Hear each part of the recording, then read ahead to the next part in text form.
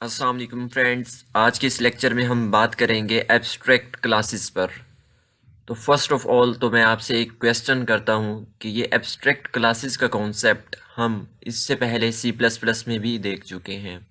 तो आप रिकॉल करें और बताएं कि हम सी प्लस प्लस में अपनी क्लास को एब्स्ट्रैक्ट किस तरह बनाते थे।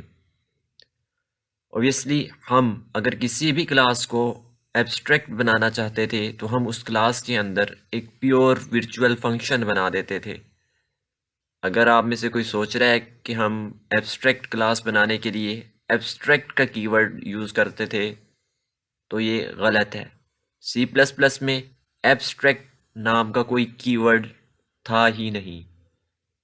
ये एब्स्ट्रैक्ट कीवर्ड जो यूज़ होता है ये बेसिकली जावा के अंदर है। इसका सी प्लस प्लस से कोई ताल्लुक़ नहीं है।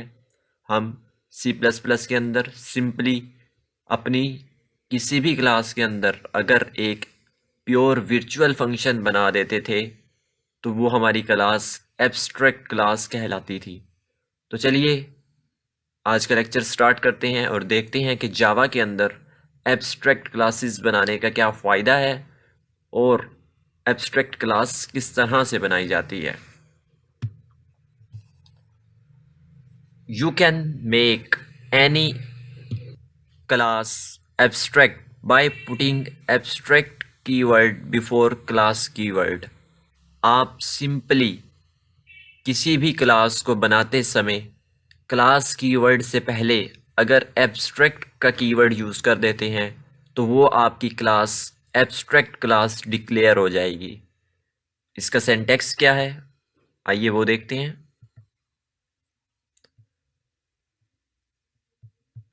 आप सिंपली एब्स्ट्रैक्ट का कीवर्ड यूज़ करते हैं, देन क्लास का कीवर्ड और अपनी क्लास का नाम लिख देते हैं। इसके बाद आपकी क्लास की बॉडी स्टार्ट होती है देन एंड होती है और इसके अंदर आप जितना भी कोड अपना लिखते हैं वो पूरी एक एब्स्ट्रैक्ट क्लास के अंदर कोड लिखना कहलाता है। अब एब्स्ट्रैक्ट क्लास बनाने के बाद हमारे ऊपर जो एक रिस्ट्रिक्शन होती है वो ये होती है कि हम उस एब्स्ट्रैक्ट क्लास का ऑब्जेक्ट क्रिएट नहीं कर सकते। तो ये एक अनयूजुअल बात है कि हम अपने प्रोग्राम में एक ऐसी क्लास क्यों बनाएं जिसका हम ऑब्जेक्ट ही नहीं क्रिएट कर सकते। हम इतनी लाइंस ऑफ कोड क्यों लिखें जब हम उस क्लास को एक्सेस ही नहीं कर सकते, क्योंकि एक्सेस किसी भी क्लास को तब किया जाता है जब उसका ऑब्जेक्ट बनाया जाता है।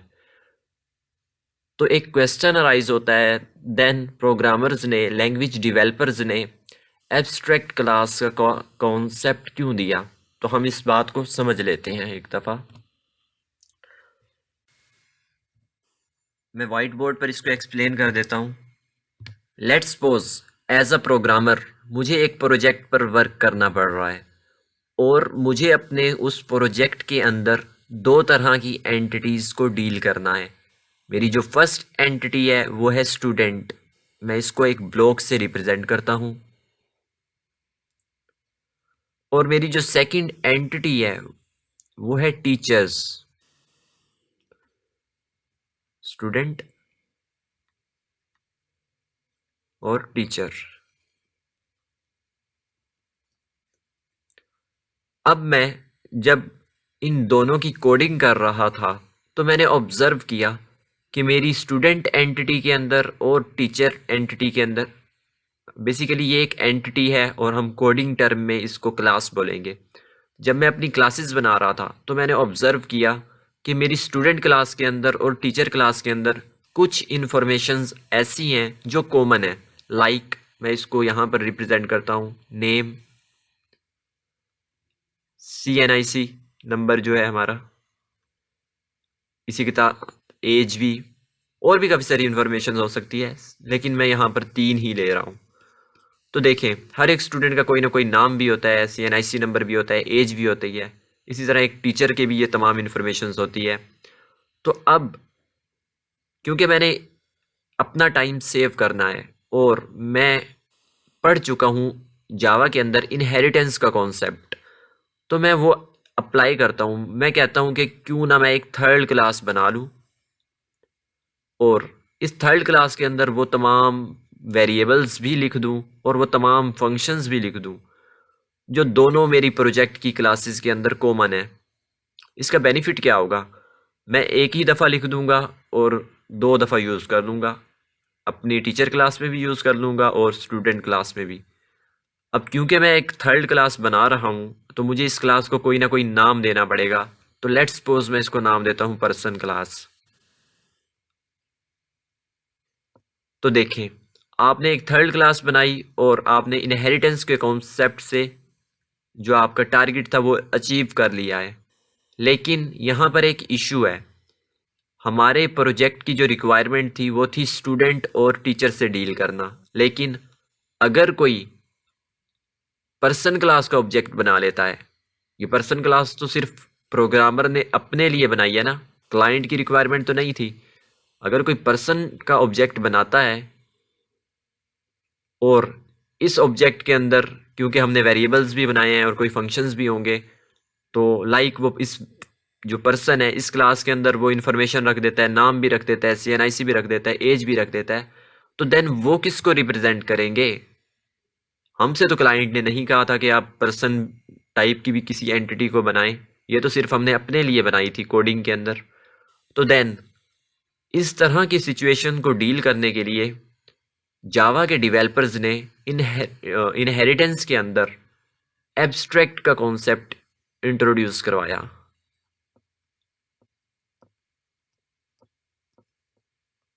तो अगर मैं अपनी इस पर्सन क्लास को एब्स्ट्रैक्ट बना देता हूं तो मुझे क्या बेनिफिट मिलेगा?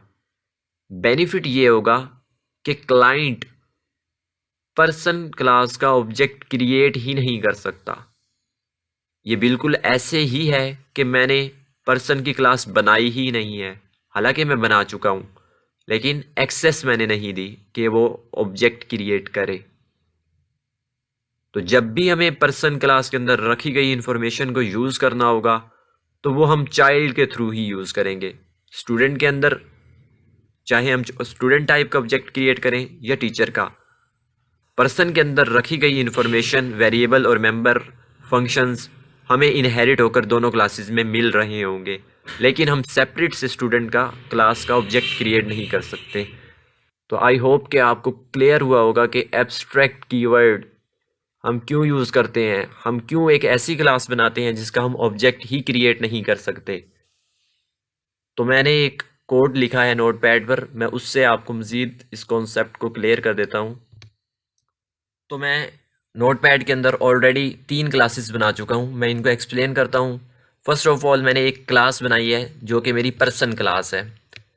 इस क्लास को मैंने एब्स्ट्रैक्ट बनाया है, यानी कि हम अपने प्रोग्राम के अंदर इस क्लास का ऑब्जेक्ट क्रिएट नहीं कर सकते। देन मैंने एक सेकंड क्लास बनाई है जो कि स्टूडेंट नाम से है और इसको मैंने इनहेरिट करवाया है, इसका पेरेंट मैंने सेट कर लिया है पर्सन क्लास को। देन मैंने थर्ड क्लास बनाई है एक टीचर नाम से और इसका पेरेंट भी मैंने पर्सन को ही सेट किया है। मेरे पास जो इन्फॉर्मेशन है पेरेंट क्लास के अंदर यानी कि पर्सन क्लास के अंदर वो है CNIC, एज, नेम। अगर आप देखें तो हमारी ये तीनों इन्फॉर्मेशंस जो एक पर्सन की हैं ये एक टीचर की भी होती हैं और ये एक स्टूडेंट की भी होती हैं। हर स्टूडेंट का नाम भी होता है, ID कार्ड नंबर भी होता है और उसकी कोई ना कोई एज भी होती है। और एग्जैक्टली ये तीनों इन्फॉर्मेशंस एक टीचर की भी होती हैं। तो इसी तरह मैंने एक फंक्शन भी बना लिया है एग्जाम्पल के लिए।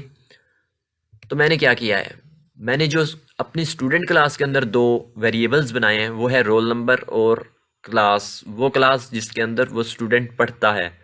तो टीचर तो नहीं पढ़ता, ना ही तो टीचर का कोई रोल नंबर होता है। तो जो ये यूनिक इन्फॉर्मेशन थी जो एक स्टूडेंट से रेलिवेंट थी वो मैंने स्टूडेंट क्लास के अंदर ही बनाई है। और इसी तरह टीचर, हर एक टीचर की सैलरी होती है और इसी तरह टीचर किसी सेक्शन को पढ़ाता है। तो ये 2 इन्फॉर्मेशंस मैंने टीचर के अंदर ले ली हैं। बकाया जो कॉमन इन्फॉर्मेशंस थी वो मैंने पेरेंट क्लास से इनहेरिट करवा ली है इन दोनों क्लासेस के अंदर। तो अब मैं अपने प्रोग्राम के अंदर अगर एक मेन का फंक्शन बनाता हूँ, अगर मैं यहाँ पर एक क्लास बनाता हूँ और उसके अंदर मैं अपनी मेन की कोडिंग करता हूँ।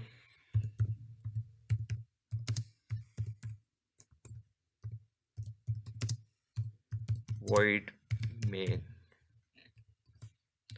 string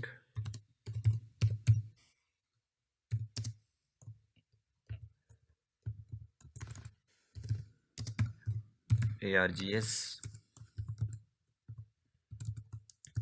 तो अब मैं ऐसा नहीं कर सकता कि मैं यहाँ पर पर्सन लिखूं, एक ऑब्जेक्ट बनाऊं obj नाम से और उसके अंदर पर्सन का रेफरेंस वेरिएबल लिख दूं। तो अब मैं अपनी पर्सन क्लास का ऑब्जेक्ट क्रिएट नहीं कर सकता, क्योंकि मैंने पर्सन क्लास को क्या सेट किया है, एब्स्ट्रैक्ट क्लास।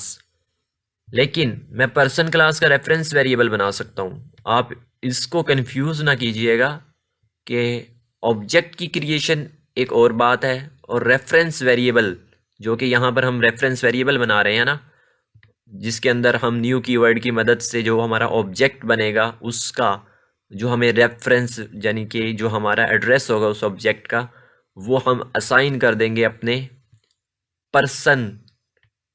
पर्सन टाइप के रेफरेंस वेरिएबल के अंदर। तो रेफरेंस वेरिएबल हम क्रिएट कर सकते हैं, लेकिन हम एब्स्ट्रैक्ट क्लास का ऑब्जेक्ट क्रिएट नहीं कर सकते। तो देन हम क्या कर सकते हैं, हम कैसे यूज़ करेंगे पर्सन क्लास के अंदर रखी गई इंफॉर्मेशन को, जबकि हम ऑब्जेक्ट ही नहीं क्रिएट कर सकते। हम ऐसा तो कर सकते हैं कि हम यहाँ पर पर्सन के बजाय स्टूडेंट का ऑब्जेक्ट क्रिएट कर लें। जी बिल्कुल। अब इस तरह से स्टूडेंट को जो इनहेरिट होकर पर्सन क्लास से इंफॉर्मेशन मिल रही है वो हम यूज़ कर सकते हैं। और इसी तरह यहाँ पर आप टीचर का भी ऑब्जेक्ट क्रिएट कर सकते हैं। तो आई होप कि आपको एब्स्ट्रैक्ट क्लास का सिंटैक्स क्या है बनाने का। देन अगर हम कोई क्लास अपने प्रोग्राम में एब्स्ट्रैक्ट बना लेते हैं तो फिर एब्स्ट्रैक्ट क्लास हमारे ऊपर क्या रिस्ट्रिक्शंस अप्लाई करती है कि हम उसका ऑब्जेक्ट नहीं क्रिएट कर सकते, और हम अपने प्रोग्राम के अंदर हमारी क्या रिक्वायरमेंट्स होती हैं कि हमें एब्स्ट्रैक्ट क्लास बनाना पड़ती है। ये तमाम कॉन्सेप्ट्स आपको क्लियर हुए होंगे। लेकिन अगर आपका फिर भी कोई डाउट है या कोई क्वेश्चन है तो आप कमेंट करके पूछ सकते हैं। Thanks for watching. अल्लाह हाफिज़।